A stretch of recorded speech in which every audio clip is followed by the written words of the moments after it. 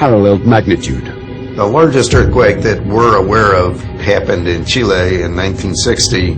In May of that year, they had a magnitude 9.5 earthquake. And that magnitude 9.5 earthquake shook 600-mile long stretch of Chile for 5 minutes. In the days following the earthquake, several of the local volcanoes began erupting, and they were undoubtedly triggered by the earthquake. Volcanoes may also place the Pacific Rim and western United States in grave danger. The Ring of Fire has 452 volcanoes. One of them, Mount St. Helens in Washington State, erupted in 1980. The Mount St. Helens eruption in 1980 was the most destructive volcano in the history of the United States. One reason why it caused so much damage is stuff built up underneath it, and you had a cataclysmic eruption. There was an explosion. The powerful eruption killed 57 people. It also destroyed 200 homes, 27 bridges, 15 miles of railway, and 185 miles of road. Does Revelation describe a massive eruption as the consequence of breaking the sixth seal? Believers say it does. But which are the most powerful volcanoes on Earth? A so-called supervolcano under Yellowstone National Park last erupted 640,000 years ago. Scientists have deduced that a new eruption is long overdue. Supervolcanoes.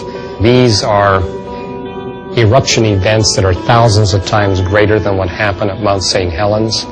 That last event, 640,000 years ago, deposited thick ash over about half the area of the 48 United States, wound up creating a dust cloud that enveloped the whole Earth and changed the climate of the Earth.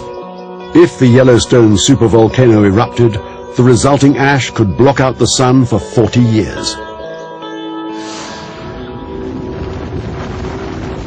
A volcano the size of Yellowstone would put a tremendous amount of dust in the atmosphere, aerosols in the atmosphere.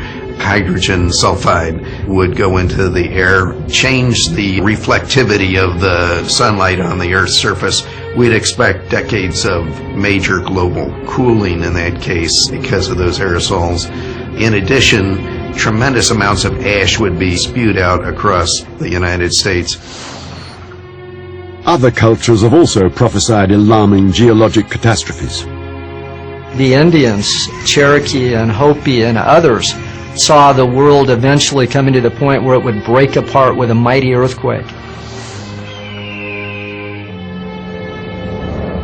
If the sixth seal does correspond to today's natural disasters, then Revelation emphasizes that the calamities will become so powerful and widespread that no place on earth will be safe. Will it matter if we live in Europe or Asia or Australia or North Idaho? The Bible's very clear that it's going to happen all over the world, that humanity just can't hide from the final events.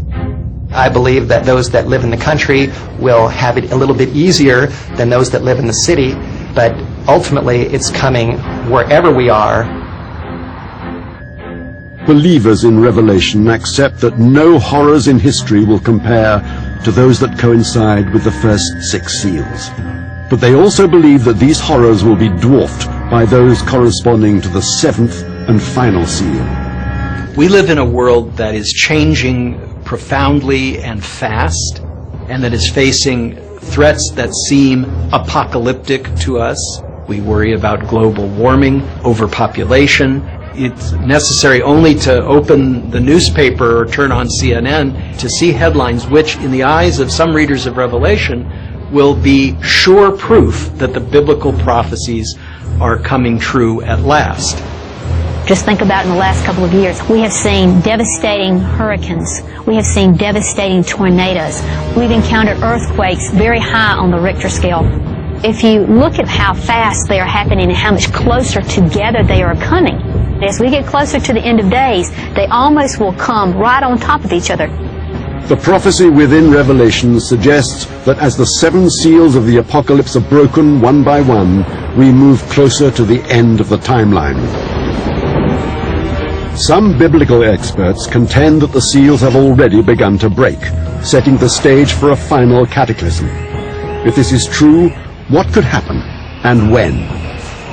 Where exactly are we on the timeline? There will be terrible suffering, wars, illness, a series of disasters, catastrophes that will be visited on Earth, on human beings living on Earth, as the end of the world approaches.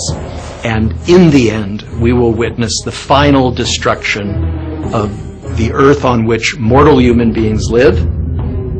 But what forces will bring about this final destruction?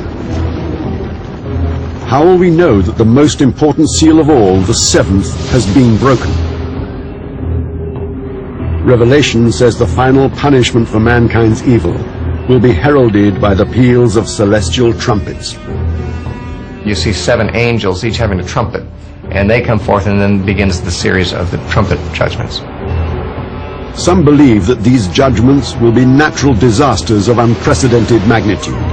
They look to science for answers, as they theorize that the cryptic text in Revelation may allude to physical forces on or beyond Earth. Some New Testament scholars say that this and biblical references to fire falling from the sky could be interpreted as asteroids.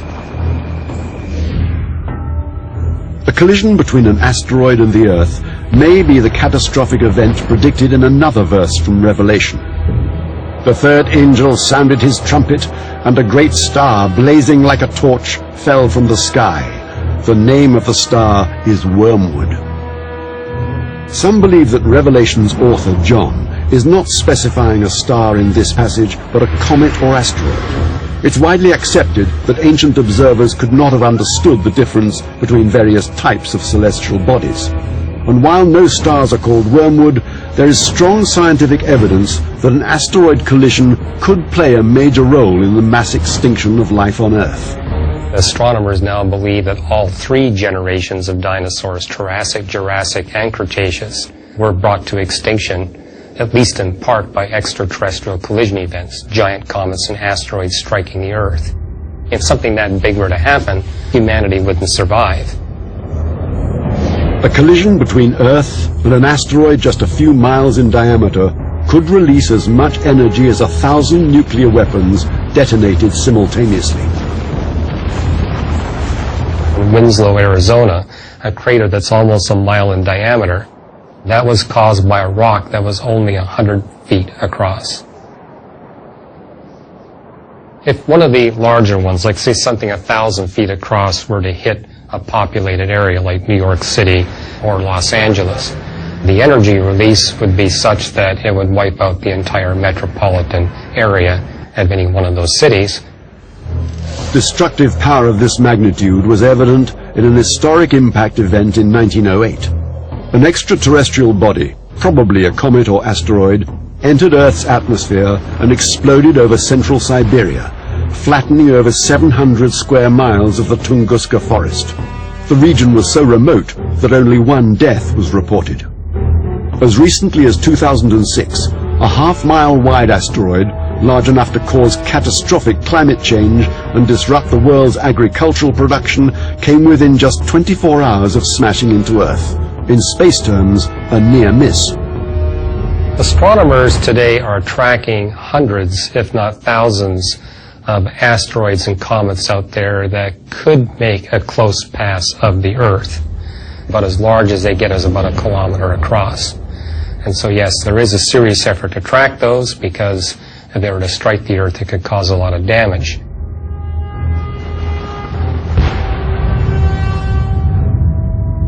But even astronomers using advanced tracking instruments say it would be all but impossible to prevent a collision, even if they could calculate years in advance that a large object was destined to strike the Earth. No technology currently exists to deflect it or protect us from its impact. Some believe that the horrific aftermath of such an impact is described in this passage from Revelation. And the third part of the sun was smitten, and the third part of the moon, and the third part of the stars, so as the third part of them was darkened. If a large asteroid or comet were to strike Earth in our lifetime, it would send millions of tons of debris into our atmosphere for years. This would virtually imprison us in a cloud of dust, cutting us off from the life-giving sun. Is this the scenario described in Revelation? Then the book of Revelation continues that more trumpets will blast and even greater anarchy will unfold. And so this starts tremendous calamity. It says there came out of the smoke locusts upon the earth. According to Revelation, when yet another trumpet sounds, a giant army will pillage the earth. Its mission, to slay the third part of men, and the number of the army of the horsemen, 200,000. Many experts interpret this to mean that an army, 200 million strong, will wage war against its enemies, slaughtering populations across the globe. But who could summon such a massive force?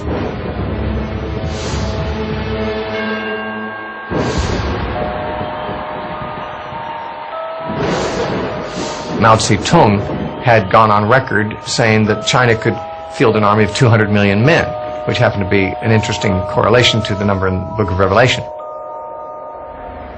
No one suggests that the Chinese militia is an army of Satan, only that it demonstrates that an army of 200 million is possible.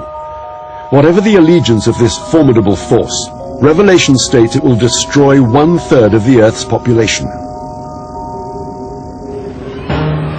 But according to the text, even greater tribulations will follow. What will happen when the Antichrist finally reveals himself to the world? Many biblical experts believe that our current age coincides with a doomsday timeline. Some fear we may be swiftly approaching its end and are trying to decipher exactly where in this countdown we supposedly find ourselves today. For them, a clue that the seventh and final seal may be broken perhaps lies in another book of the Bible. Daniel chapter 12 verse 4 talks about in the time of the end, it says knowledge shall be increased. We've seen an escalation of knowledge that is unprecedented in the history of the world. We have satellites, we have internet, fiber optics, all the technology of these days. And to me it's very clear when I look at world events that we're definitely getting close to the big day. The dark prophecies in the book of Daniel are also reflected in Revelation, that the tribulation will build in intensity as 7 angels, one after another, sound trumpets that signal distinct catastrophic events. When the 7th trumpet sounds, it heralds the most horrific events of all, orchestrated by Satan and 2 earthly allies. One of the most striking features of the book of Revelation is that it's filled with satanic villains.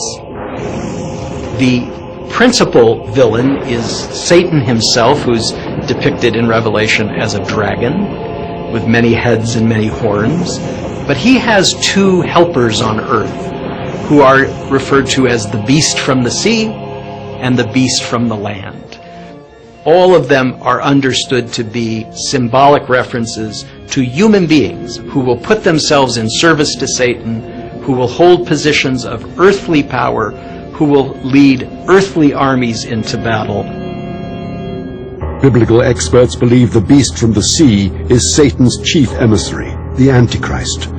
The beast from the land is another figure, Satan's aide, known as the false prophet. You have an unholy trinity, the devil, the Antichrist, and the false prophet, and the devil is trying to make the world believe he's God. And the Antichrist is trying to make the world believe he's Jesus. And the false prophet is